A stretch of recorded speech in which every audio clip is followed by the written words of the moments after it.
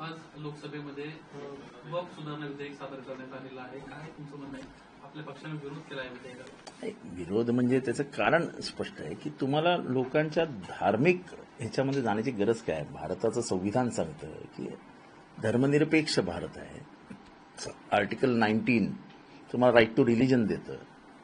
आणि त्याच्यानंतर आता आपल्या देवस्थानाच्या जमिनी आहेत, त्या आपल्या देवस्थानाच्या जमिनी आहेत.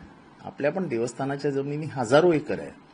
आपल्या देवस्थानाची मालमत्ता इतकी आहे की भारताच्या बजेटच्या दुप्पट सोनं आपल्याकडे आहे. भारतात जेवढं सरकारकडे सोनं आहे त्याच्यापेक्षा जास्त सोनं हे दक्षिणेतल्या काही मंदिरांमध्ये आहे. प्रश्न तो नाही आहे. प्रश्न हा आहे की या जमिनी आला कुठनं. तर त्यांची जी पूर्वीची राजघराणी होती किंवा त्यांचे जे श्रीमंत मुसलमान होते त्यांनी दानधर्म करून ही आपल्या स्वधर्मीयांच्या भल्यासाठी त्यांची शैक्षणिक संस्था उभारा, तिथे त्यांचे धार्मिक स्थळ उभारा, कॉलेजेस उभारा, मदरसे उभारा, शाळा, म्हणजे वेगवेगळ्या कारणांसाठी ज्यांच्या समाजाला उपयोगी ठरतील त्याच्यासाठी या जमिनी दिल्या. आता त्या जमिनी दिल्यानंतर हेही मान्य मी करतो, मी स्वतः अल्पसंख्याक खात्याचा मंत्री होतो. जे कोणी केलं नाही ते मी केलं. मी पहिला माणूस होतो ज्यांनी फाईलवर लिहून टाकलं की एकदा का वक्फ करण्यात आली जमीन. वक्फ म्हणजे माझ्या सोप्या भाषेत सांगायचं म्हणजे समाजासाठी दान दिलेली जमीन, आणि ज्यांनी दान दिली आहे त्याच्या नावावरती वक्फ होते, आणि एकदा वक्फ झाली की ती विकता येत नाही. आणि म्हणून मी माझ्याकडे ती फाईल आली की ही जमीन विकण्यासाठी परवानगी द्या वगैरे वगैरे वगैरे वगैरे. मी त्याच्यावर लिहिलं की एकदा की वक्फ करण्यात आली की परत ती जमीन हस्तांतरित करता येणार नाही. वन्स अ वक्फ ऑलवेज अ वक्फ. त्याच्यामुळे ह्या जमिनीमध्ये सरकारने हस्तक्षेप करून सरकारने त्याच्यामध्ये काही माणसं टाकणं, समितीमध्ये आपला माणूस टाकणं, काय गरज काय. हा, कायदे असे करा की ह्या जमिनीकडे कोणताही तिरकस नजरेने बघता कामा नये. त्या जमिनीने त्या समाजाशिवाय दुसऱ्याला वापरताच येणार नाही. त्या समाजालाही वापरायचे असतील तर फक्त शाळा, कॉलेज, हॉस्पिटल वगैरे वगैरे वगैरे सामाजिक उपयोगासाठी वापरता येतील तरच या जमिनी देता येतील, असं काहीतरी प्रावधान त्याच्यात आलं. पण सरकारने हस्तक्षेप करून त्याच्यात कलेक्टरमध्ये पडू शकेल असं काय गरज काय आहे.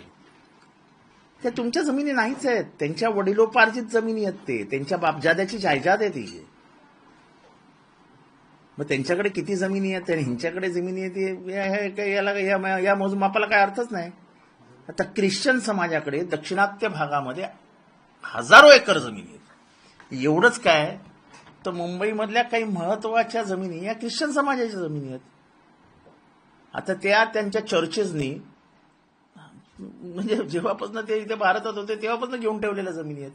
ते आजही चर्चच्या हातात आहेत. साधा प्रश्न आहे की तुम्हाला हस्तक्षेप करण्याची गरज काय. सरकारला का हस्तक्षेप करायचा आहे. कायदा कडक करा, कायद्यामध्ये सुधारणा आणून त्या जमिनी वापरतात.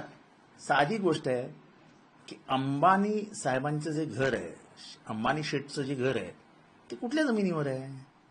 दुर्दैव आहे की मुस्लिम समाजातल्याच काही नेत्यांनी वक्फचा दुरुपयोग केला. तो दुरुपयोग कसा बंद होईल त्याच्याकडे लक्ष द्या ना. म्हणून सरकारने त्यात हस्तक्षेप करून सरकार त्याच्यामध्ये येईल चुकीचं आहे. त्यांचा धार्मिक आहे, त्यांना त्यांचं करू द्या. मंत्री यातला एक महत्वाचा विषय असा आहे, आता अंबानीच्या जमिनीचा घराच्या जमिनीचा उल्लेख केला. आता अशा 186 करोडांना यामुळे सूट मिळणार आहे. आता त्यांना निर्णय घेता येणार आहे, त्यांना वोटमध्ये राहायचं की वोटमधून बाहेर जायचं. म्हणजे अदानी सारख्यांना या निमित्तानं असा आहे की प्रश्न असा आहे की मी नेहमी ह्याचं उदाहरण देतो की मध्य दिल्लीमध्ये तुम्ही गेलात की तुम्हाला हजारो मकबरे दिसतात. हजारो नाही म्हणजे काही. आता ते मकबरे आणि त्याच्या बाजूची जमीन ही वक्फची जमीन आहे मध्य दिल्लीत. त्या जमिनींची किंमतच होऊ शकत नाही. आता त्या जमिनी आल्या ना उघड्या बाजारामध्ये, म्हणजे तुम्हाला नेमकं करायचंय काय. आणि दिल्लीचं जे मध्य दिल्लीतलं सौंदर्य आहे ते त्या जमिनींमुळे आहे. दिल्ली एवढी मोकळी मोकळी का वाटते तर त्या जमिनींमुळे वाटते. किंवा आपल्या मराठवाड्याच्या बाजूला ज्या जमिनी आहेत त्या जमिनी कोणाच्या आहेत, त्या सगळ्या निजामाच्या जमिनी आहेत, त्या वक्फ झाल्या. आता तुम्हाला त्याच्यावरती नजर कशाला हवी आहे. मला आठवतं की नागपाड्यामध्ये एक मोक्याच्या जागी जमीन होती आणि त्या जमिनीवरनं वाद चालू होता आणि वाद मोठ्या लोकांमध्ये चालू होता. माझ्या हातात फाईल आली होती, मी बघितली. काही लोक माझ्याकडे आली, म्हटलं नाही, वन्स ऑफ ऑलवेज ऑफ ठोकून टाकली. ती जमीन विकताच आली नाही आणि याच्यापुढे विकताही येणार नाही. आता माहित नाही हे सरकार आल्यानंतर काही केलं तर म्हणजे हे नवीन बिल आल्यानंतर काय झालं तर मला माहित नाही. दान धर्मातनं आलेली जमीन ह्याच्यावरती कोणाचाही अधिकार नाही. त्या माणसांनी एका विशिष्ट हेतूने, सामाजिक हेतूने आपल्या पैशातनं घेतलेली जमीन जेव्हा तो समाज हितासाठी देतो तेव्हा त्याच्याकडे तिरका नजरेने सरकारने पाहू नये. एवढं साधं आमचं म्हणणं आहे. सर, मुख्यमंत्री देवेंद्र फडणवीस यांनी एक ट्विट करत ठाकरेंच्या खासदारांना आवाहन केलं की आता तरी वक्फ विधेयक सुधारण्याच्या संदर्भात तुम्ही पाठीशी उभा राहणार का, बाळासाहेबांचा विचार करणार? नाही, बाळासाहेबांचे विचार काय आहेत आणि काय हे ठाकरे म्हणजे उद्धव ठाकरेंना जास्त माहिती आहे, त्याच्यामुळे त्याच्यावरती काय मला बोलायचं. मंत्री किरण रिजिजू म्हणतायत की जर हा विधेयक आणला नसता तर संसदेवरही त्यांनी हक्क सांगितला असता. हे ह्याच्यावरती फक्त हसू शकतो आपण, त्याच्यावरती दुसरं म्हणजे ह्यांच्या बुद्धीचीच कीव करावीशी वाटते. ह्यांच्या बुद्धीचीच कीव करावीशी वाटते. संसद आज नाही बांधलंय आणि तुम्हीही नाही बांधलंय. हे संसद ब्रिटिश कालापासून तिथे आहे. तेव्हा उगाच जोक मारू नका. म्हणजे तुमची बुद्धी किती तोकडी आहे ह्याचं अख्ख्या देशभर आणि जगभरामधनं त्या लोकसभेतनं जाऊ देऊ नका. सर्वोच्च न्यायालयाने महाराष्ट्र सरकारची तासेरे ओढलेली आहेत. नपुंसक हा शब्द वापरलेला आहे. नपुंसक वरती म्हणजे आपली लाजच घालवली आहे. पण ज्या पद्धतीने सरकार बढावा देत आहे त्या पद्धतीने त्यांचं काय चुकीचं नाही की तुम्ही धर्म लांब ठेवा राजकारणापासून. हे जे सुप्रीम कोर्टाची टिप्पणी आहे आणि काल पण आज मला वाटतं त्यांनी उत्तर प्रदेश सरकारवर पण ताशेरे ओढले. तुम्ही कायदा हातात घेऊन जमणार नाही. मला सांगा, बीडमध्ये ज्यांनी बॉम्बलास्ट केले त्यांच्यावरती तुम्ही काय कारवाई करणार? जिलेटिनच्या कांड्या हातात घेऊनचा व्हिडिओ काढतात आणि जणू म्हणजे कायद्याची आम्हाला भीतीच नाही. पोलिसांना आम्ही घाबरतच नाही. आम्हाला जे पाहिजे ते करायचंय. आणि जेव्हा सरकार त्याचं प्रायोजकत्व घेतं, स्पॉन्सरशिप घेतं, तेव्हा हे घडतं. तुमचे मंत्री उघडपणाने भाषणं करत फिरतात, लोकांची माथी भडकवतात आणि तुम्ही त्यांना काहीच बोलत नाही, तेव्हा हे घडतं. तुम्ही सरकार संविधानातनं स्थापन झालेलं सरकार आहे, तेव्हा संविधानाच्या बाबी तुम्हाला मान्य कराव्या लागतील. हा देश धर्मनिरपेक्ष आहे, सेक्युलर आहे. हे संविधानात आहे, तुमच्या पहिल्या प्रिॲम्बलमध्ये आहे. ते तुम्हाला मान्य करावं लागेल ना. हे साधं उदाहरण देतो, तर हे बोलायला नको, पण महाराष्ट्रातल्या प्रत्येक पोलीस स्टेशनमध्ये जिथे मुस्लिम बहुल आहे तिथे दरवर्षी इफ्तारी होते. ह्या वर्षी इफ्तारीचे कार्ड प्रिंट केले, प्रिंट पोलीस स्टेशननी, आणि त्यांना आदेश आला इफ्तारी करायची नाही, इफ्तारी रद्द करा. हे रद्द झालं. हे कोणाच्या लक्षातही आलं नसेल. आमच्यासारख्या माणसांच्या लक्षात येतं काय चालू आहे. हे तुम्हाला काय निरोप काय पाठवायचा खाली? पोलीस स्वतः इफ्तारी साजरी करतात, पोलीस स्वतः होळी साजरी करतात, पोलीस दिवाळी सणचा सण साजरा करतात की सर्व माणसांनी एकत्र यावं, पोलिसांनी जनतेमध्ये संवाद असावा म्हणून हे सगळे सण साजरे करतात. हे कुठल्या धर्माचे आहेत म्हणून नाही साजरे करत. तर पोलिसांनी जनतेमध्ये संवाद असावा आणि संवादातनं कायदा आणि सुव्यवस्था व्यवस्थित निर्माण व्हावी याच्यासाठी हे सगळं ऑर्गनाईज करत असतात. तुम्ही इफ्तारी कॅन्सलच करायला लावलीत. म्हणजे हे सरकार काय एक्झॅक्ट या सरकारला करायचंय काय? हे काही फार चांगलं नाही आहे. रईस शेख यांचं यावर असं म्हणणं आहे की या विधेयकाच्या निमित्तानं भाजप केवळ हिंदू मुस्लिम करायचा. मी तुम्हाला पहिल्यापासून सांगतो, नाही त्यांना दुसरं काही करायचंच नाहीये. जेव्हा किरण रिजिजू सारखा माणूस हे सांगतो की हे उद्या संसदेवर हक्क सांगतील, अरे काय मूर्खांच्या बाजारात राहतो का आम्ही काय वाचलेलं नाही, काय ऐकलेलं नाही, काही वाचत नाही असं वाटतं का तुम्हाला? आमचं काही शिक्षण नाही असं वाटतं का तुम्हाला? आम्ही अडाणी आहोत असं वाटतं का तुम्हाला? जमिनीची मालकी कोणाची आहे? ही बांधताना किरण रिजिजू तुम्ही कुठे होता? तुमचा जन्म पण झाला नव्हता जेव्हा ही बिल्डिंग बांधली गेली आहे तेव्हा. म्हणजे असे जर बेजबाबदार वक्तव्य लोकसभेत होणार असतील आणि ती ऑन रेकॉर्ड असतील तर दुर्दैव आहे भारताचं. सर पण ज्या मुसलमानांच्या मतांवरती बिहारमध्ये नितीश कुमार आले, आंध्र प्रदेशमध्ये चंद्रबाबू नायडू आले, त्या दोघांच्याही पक्षातले खासदार जे आहेत ते या बिलाच्या समर्थनार्थ आता नाही, कोणी काय करावं, कुठल्या पक्षाने काय करावं हा त्याच्या पक्षाचा प्रश्न आहे. प्रश्न भारताच्या संविधानाचे जे काही आधार आहेत आणि खास करून मूलभूत अधिकार आहेत, राईट टू रिलिजन, हा आपण मानणार आहे की नाही. ते तुमच्या जमिनी आहेत का? तुमच्या बापजाद्यांनी दिलेल्या जमिनी आहेत का? या सरकारच्या जमिनी आहेत का? या सरकारच्या जमिनी नाहीत. मराठवाड्याच्या ज्या जमिनी आहेत त्या निजामच्या, हैदराबादचा जो निजाम होता आणि जेव्हा निजाम भारतामध्ये राज्य करत होता आणि तो गेल्यानंतर जेव्हा या जमिनी भारतात आल्या तेव्हा या सगळ्या वकफ करण्यात आल्या. आणि वकफ का झालं ह्यालाही काही कारणं आहेत. हे बिल का आणलं ह्याला काही कारणं आहेत का? अशा हजारो एकर जमिनी भारतात होत्या आणि त्या भलताच्याच हातवत लागू नये म्हणून केंद्र सरकारने वक्फ कायदा आणला. जेव्हा आपल्याला स्वातंत्र्य मिळालं त्याच्यानंतर हा कायदा आला. एकंदरीत संपूर्ण सुनियोजित कट आहे असं वाटतंय का? हा कटच आहे. हा कट आहे. तुम्हाला माझा पहिला प्रश्न आहे, भारतातल्या देवळांमध्ये अब्जो अब्जो अब्जो रुपयांचं सोनं आहे, ते सरकारी करणार का एवढं सांगा. द्या ना, दलितांना शाळा बांधून द्या त्या सोन्यातनं. इथला जेवढा अशिक्षित वर्ग आहे त्यांच्यासाठी हॉस्पिटल, शाळा घ्या, ते सोनं घ्या ना ताब्यात. हा हिंमत तर करून दाखवा. त्यांच्याच जमिनी कशाला ताब्यात घेता? एकेका देवळामध्ये मोजता येणार नाही एवढं सोनं आहे. अजून तर मोजलं नाही. अजून काही देवळांचे दरवाजे पण उघडलेले नाहीत.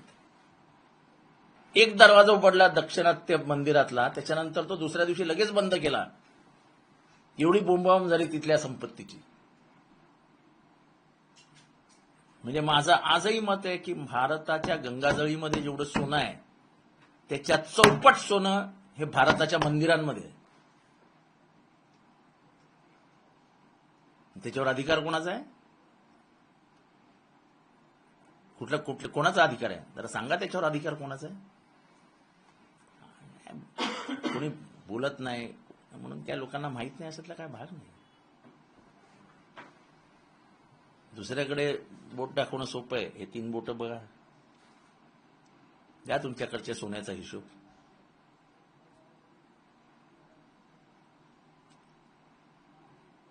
पुणेमध्ये राजघनवट जमीन गैरव्यवहार महत्वाच्या प्रश्नांवर बोलतो.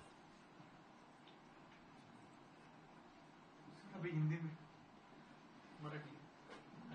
अजित पवार सध्या बीड दौऱ्यावर आहेत आणि बीड दौऱ्यावर असताना त्यांना नेत्यांच्या पाया पडू नका, आई वडिलांच्या पाया पडा, गुरूंच्या पाया पडा. नेते काही कामाचे नसतात.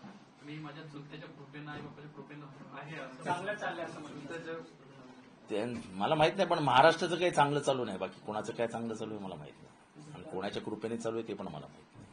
तो अजित पवारांचं हे सूचक विधान राजकीय वर्तुळात पुन्हा प्रश्नचिन्ह निर्माण करत आहे. ते म्हणतात की चुलत्याच्या कृपेने बरं चालू आहे म्हणून. लोक असा एक संभ्रम निर्माण होतोय की दोन्ही राष्ट्रवादी पुन्हा एक आहेत का, असा सातत्याने संभ्रम निर्माण. अजिबात तुम्ही संभ्रम निर्माण करू नका. दोन्ही राष्ट्रवादी विचारांनी वेगळे आहेत, कामानी वेगळे आहेत आणि आम्ही वेगळेच आहोत. आम्हाला आमचा आदर्श, आमचा विचार हा शरद पवारांकडनं येतो आणि आम्ही गांधींचे कार्यकर्ते आहोत. आम्ही नेहरूंच्या विचारांचे कार्यकर्ते आहोत. आम्हाला तिथेच राहू. आम्हाला कुठल्याही जातीयवादी शक्तींबरोबर जायचं नाहीये, आम्ही जाणार नाहीये.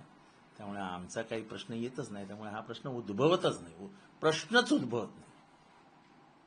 आणि म्हणजे शरद पवार बाकी कधी कोणाबद्दल बोलतात असं मी तरी ऐकलं नाही. आपण ऐकलं असेल तर मला माहिती. सरकारमध्ये, महायुतीच्या सरकारमध्ये सुरू काय असा प्रश्न निर्माण होतो. उपमुख्यमंत्र्यांची फाईल दुसऱ्या उपमुख्यमंत्र्यांकडे स्क्रुटिनीसाठी जाणार, त्याच्यानंतर ती फाईल मुख्यमंत्र्यांकडे स्क्रुटिनीसाठी जाणार.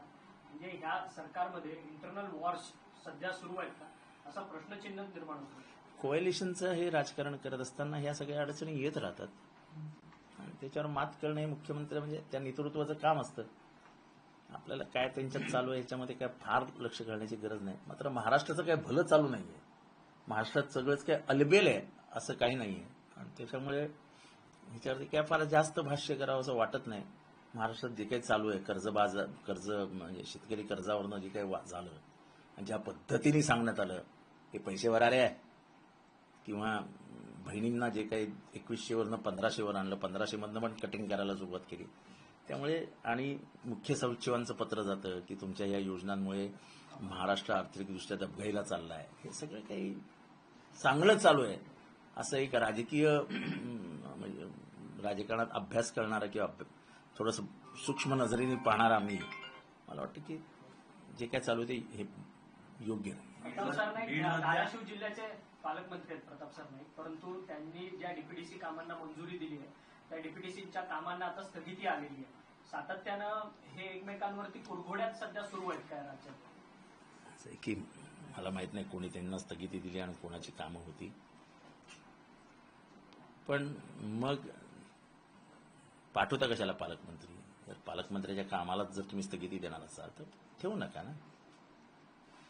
मला नाही वाटत की प्रताप सरनाईक हे धाराशिवमध्ये जाऊन स्वतःचा इंटरेस्ट जपत असतील.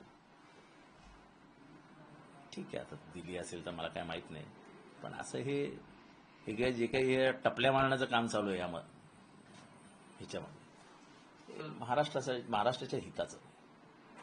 महाराष्ट्र नवनिर्माण सेनेनं आता जो सिनेमा एक प्रदर्शित होतो अबीर गुलाल, त्याच्यामध्ये फवाद जो पाकिस्तानी कलाकार आहे तो त्यांना अभिनय केला, त्याला विरोध केला. अशा चित्रपटाला विरोध करणं चित्रपट प्रदर्शित होऊ देणार नाही असं मनसेचं अल्टिमेटम. ठीक आहे, हे सगळी घासलेली नाणी पुन्हा एकदा बाहेर येत आहेत. ठीक आहे, त्याला काय करणार आता. हे लोकांनाही हे सगळं आवडतं, त्याच्यामुळे हे असतंच. हे काय म्हणजे मला त्यांच्या दृष्टीने तरी ते काय नवीन करतायत असं नाही.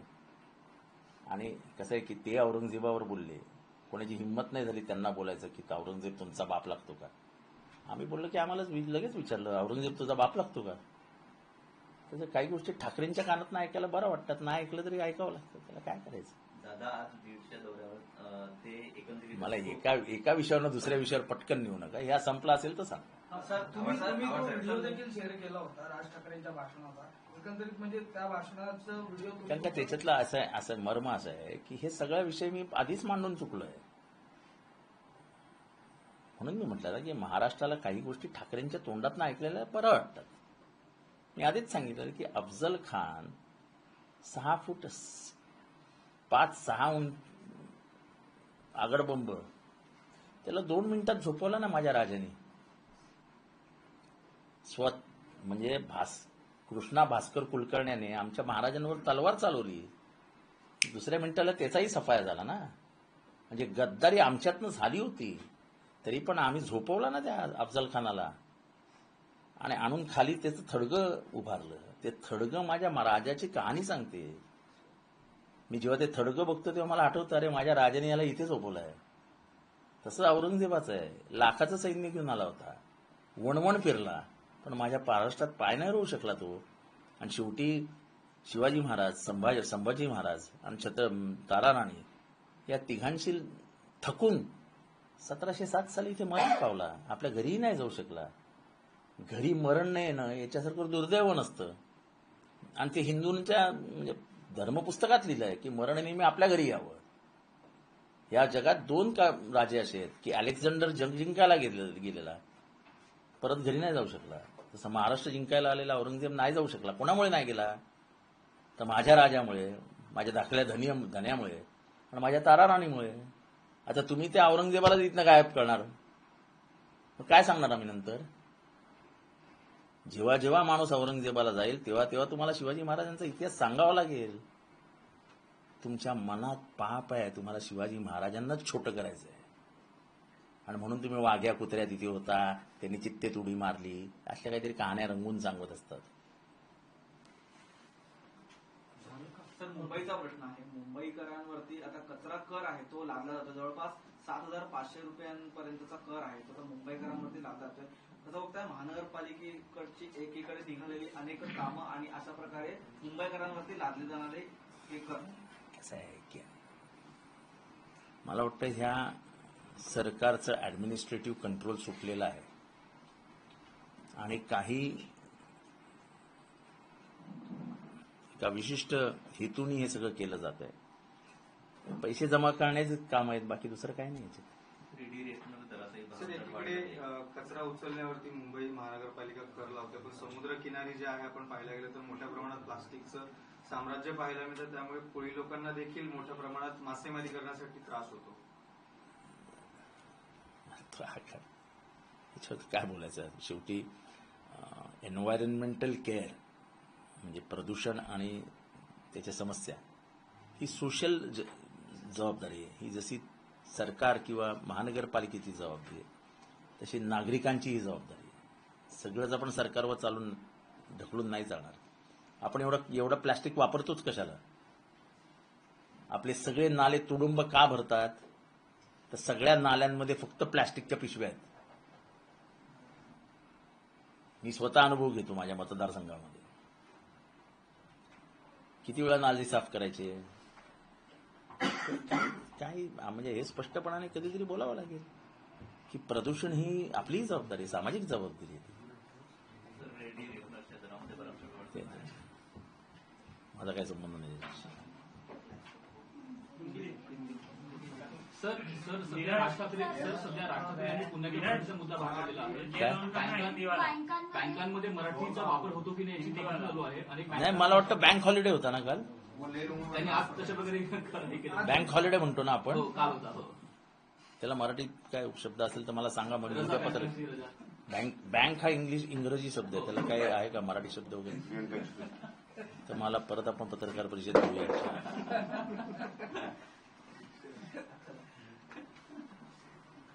You want to ask in English?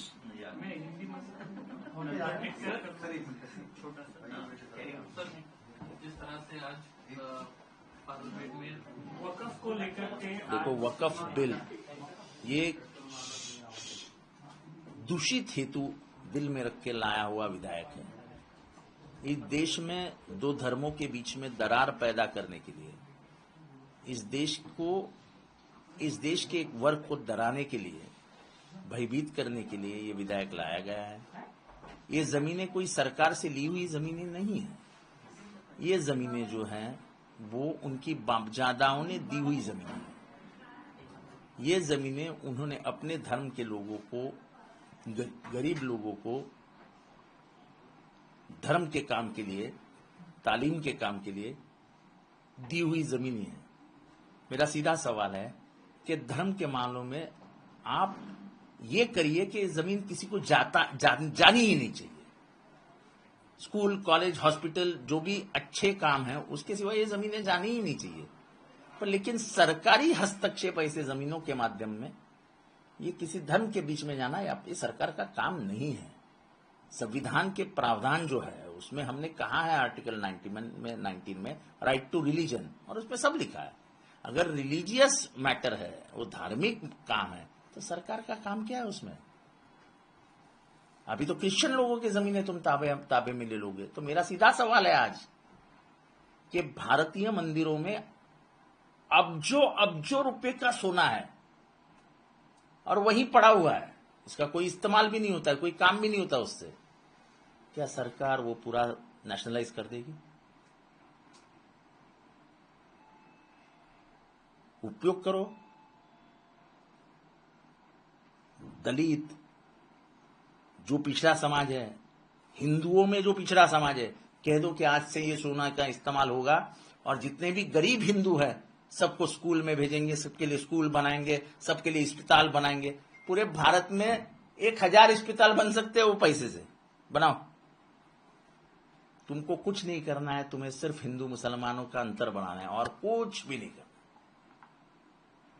ये देश में बढ़ती हुई बेरोजगारी, उसके ऊपर बात नहीं करोगे तुम. ये देश का घटता हुआ विकास दर, उसके ऊपर बात नहीं करोगे तुम. ये देश में डॉलर जो, यानी रुपया जो डॉलर के सामने गिर रहा है, और आपने ही भाषण किया था कि जब रुपया गिरता है तो रुपया नहीं गिरता है, देश की प्रतिष्ठा गिरती है. आज देश की प्रतिष्ठा 90 रुपए पे चली गई है. ये भाषण जब आपने किया था तब डॉलर का भाव 63 रुपया था, आज 90 रुपया हो गया है. तो ये सिर्फ और सिर्फ दिखावा है. जब किरण रिजिजू जाके पार्लियामेंट में ये कहते हैं कि कल जाके वो सब पार्लियामेंट यानी हमारे संसद भवन जो है उसके ऊपर अधिकार बोल देंगे। इनको ये भी नहीं मालूम कि ये संसद भवन भारत को स्वतंत्रता मिली तब नहीं बना है, ये बनाया जब ब्रिटिश राज था। हमारा राष्ट्रपति भवन भी ब्रिटिश राज का बनाया हुआ है। ये जमीन की मालकी किसी और की थी, वो हमारी जमीन है। अभी इसके ऊपर कोई कैसा अधिकार बोल सकता है? क्यों आप ऐसे लोकसभा में विधान करके ऐसा अंगार लगाते हो? सुनने वाले तो यही समझे ना, अरे किरण रिजिजू ने कहा कि ये तो जमीन वो भी ले सकते हैं, और लोगों के माथे भड़के। तो ये तो सिर्फ माथा भड़काने का काम कर रहे हैं और कुछ नहीं कर रहे। किरण रिजिजू को समझ आना चाहिए, वो क्रिश्चियन है। ये आज मुसलमानों की जमीनें ले रहे हैं, क्रिश्चियन समाज की भी जमीनें लेने वाले हैं। और क्रिश्चियन समाज के पास भी दक्षिण में और ईशान्य भारत में अच्छी जमीनें हैं। हमारे बंबई में चर्च गेट के पास और वीटी स्टेशन के पास चर्चेस की अच्छी जमीन है, जिसकी आज कीमत करोड़ों रुपए है। ये क्रिश्चियन चर्चेस के पास है उनके पास जमीन है। वो राज कर रहे थे एक जमाने में इधर, उसका गैर इस्तेमाल किया उन्होंने। तुम्हारे हाथ से जमीनें खींची किसी के हाथ से, ऐसा एक उदाहरण बताओ। प्रावधान करो कि ये जमीनों का इस्तेमाल सिर्फ समाज के हित में होगा, बस होगा। जितेंद्र जी, लेकिन सत्ता पक्ष आरोप ये लगा रहा है विपक्ष पे कि विपक्ष मुस्लिम तुष्टीकरण। देखो, हमको कोई मुस्लिम तुष्टीकरण करना है, ऐसे जमीनों में जमीन हाथ में लेने से कोई तुष्टीकरण नहीं होता है। सब समाज को एक न्याय दे दो ना, सबका नेशनलाइजेशन कर दो। कह दो कि अब जो मंदिर में सोना है उसका भी हम नेशनलाइजेशन कर रहे हैं। बात यह है कि तुम किसी की समाज व्यवस्था में धार्मिक व्यवस्था में जाना क्यों चाहते हो? ये सरकार का काम है क्या? जैसे औरंगाबाद, परभनी, नांदेड़, जालना, इस हिंगोली, इस इलाके में जो जमीनें हैं वो निजाम के वक्त की है। वो जमीनें निजाम ने के नाम पे थी, अब वो वक्फ हो गई। मुझे याद है बंबई के एक जमीन का मामला मेरे पास आया था जब मैं अल्पसंख्यक मंत्री था।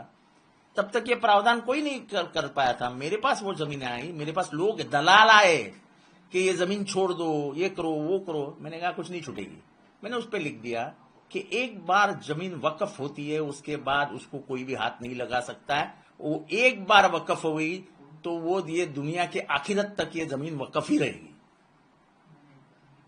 वक्फ की जमीन का इस्तेमाल करना ये धार्मिक कामों में ही हो सकता है और इस धर्म के लिए ही हो सकता है। उधर कॉलेज अगर बनेगा तो उसमें हिंदू मुसलमान दोनों जा सकते हैं, लेकिन कॉलेज बनेगा। अस्पताल बनेगा, हिंदू मुसलमान दोनों जा सकते हैं, लेकिन अस्पताल बनेगा। समाज हित के लिए जो उधर जो भी बनेगा वो समाज हित के लिए बनेगा। बनाओ ना ऐसा कानून। सरकार को क्यों बीच में जाना है उनकी जमीनों के? अगर यह है तो अंबानी साहब की जमीन जो बनी है वो वक्फ लैंड पे है।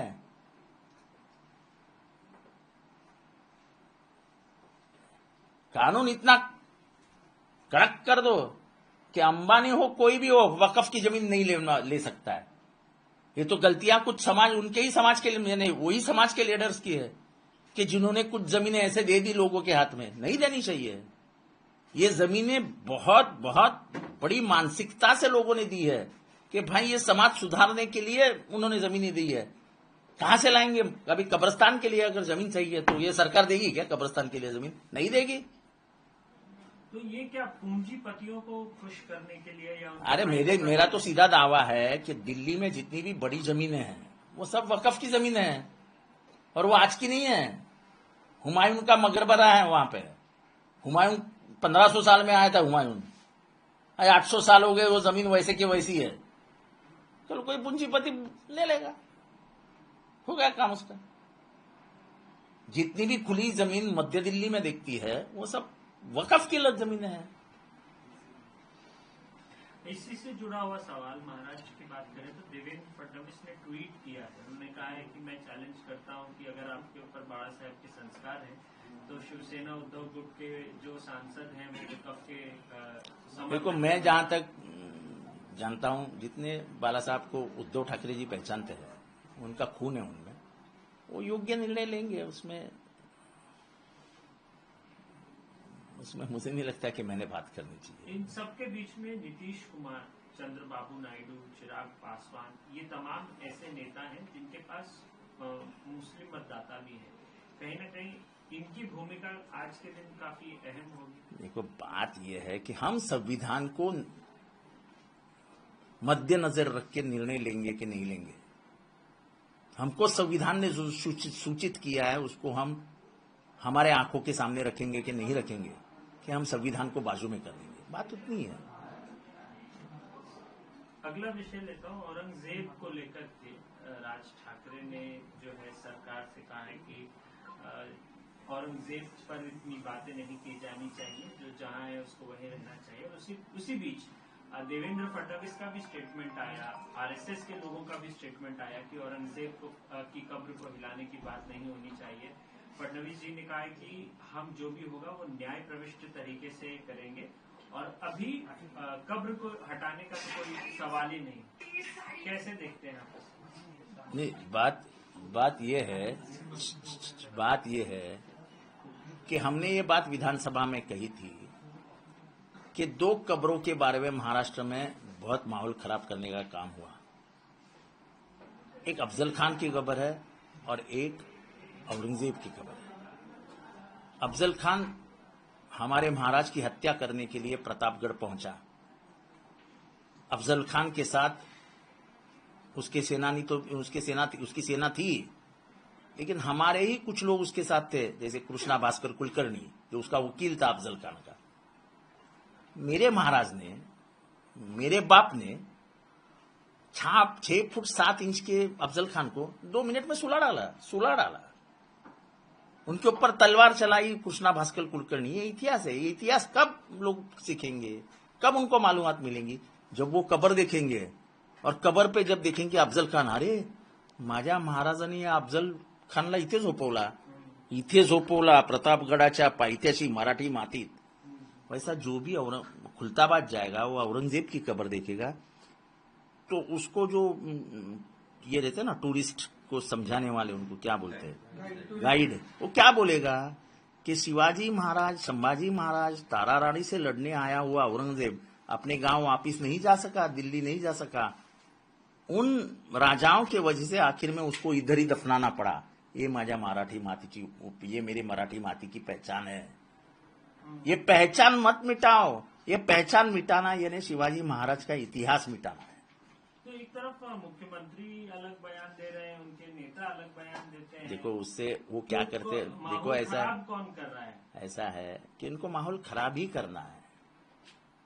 कैबिनेट का एक मिनिस्टर बार बार ये बात दोहराता है और उसको कोई उससे बात भी नहीं करता है, उसको बोला भी नहीं जाता है। तो इसका मतलब है ये स्टेट स्पॉन्सर्ड है, ये राज्य सरकार पुरस्कृत योजना है।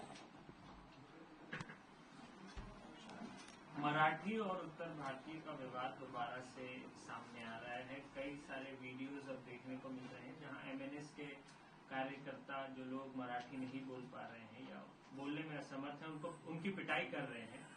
आप इसे क्या देखते हैं? देखो ऐसा ये हाँ, हमारा रॉकेट में फिर से दारू भर के उसको नीचे से अंगार लगाने का काम है, फिर से रॉकेट लॉन्च करने का काम है। सबको मालूम है ये बहुत साल पहले हो चुका है। ये सब फिर से बातें हो चुकी है। घिसी पिटी बातें लोगों को अच्छे तरीके से समझ में आती है। इससे फायदा होगा क्या राज ठाकरे को? वो उनका वो जाने, मुझे क्या लेना देना। लोकशाही मराठी ऐका, पहा, जागरूक रहा।